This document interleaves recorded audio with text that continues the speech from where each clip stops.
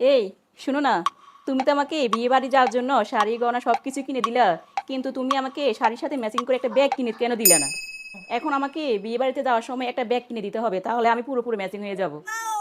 আসলে তোমাদের মানে খেয়ে দিয়ে কোনো কাজ নাই না। বিয়ে কি তোমার নাকি যে বিয়ে বাড়িতে যাচ্ছি তার বিয়ে বলো তো? মানে কি বলবো, তোমাদের কমন সেন্স বলতে কিচ্ছু নাই যে কিরে একটা বিয়ে বাড়িতে দাওয়াত খেতে যাচ্ছি, নিমন্ত্রণ নয়, আমরা ওইখানে যাব আসবো, যাতায়াতের একটা ভাড়া আছে, গিফটের একটা খরচ আছে, তার চেয়ে হিসাব করলে যোগ করলে দেখা গেছে তোমার পিছনে আমার খরচ বেশি পড়ে। আমি কি আগে জমা করতে যেতে না হবে? না, তোমাদের অপরাধ না, তো অপরাধ হচ্ছে যারা আমাদেরকে নিমন্ত্রণ করে তাদের অপরাধ। Oh my god. দয়া করে আমার এই কথাটা আপনারা সবাই শুনবেন। Okay. যারা আমাদেরকে বিয়ে বাড়িতে নিমন্ত্রণ দেন, আপনারা দয়া করে এখন থেকে না পারতে নিমন্ত্রণ দিয়েন। কারণ বিয়ে বাড়িতে নিমন্ত্রণ দিতে গেলে এই ধরনের পাবলিক আছে না, প্রত্যেক ঘরে ঘরে, এই ঘরে ঘরে একটা কলহ সৃষ্টি হয়। আপনার বিয়েতে যাই আমি 2-4-5 হাজার টাকা খরচ করবো, তার পিছনে 10,000 টাকা খরচ যায়।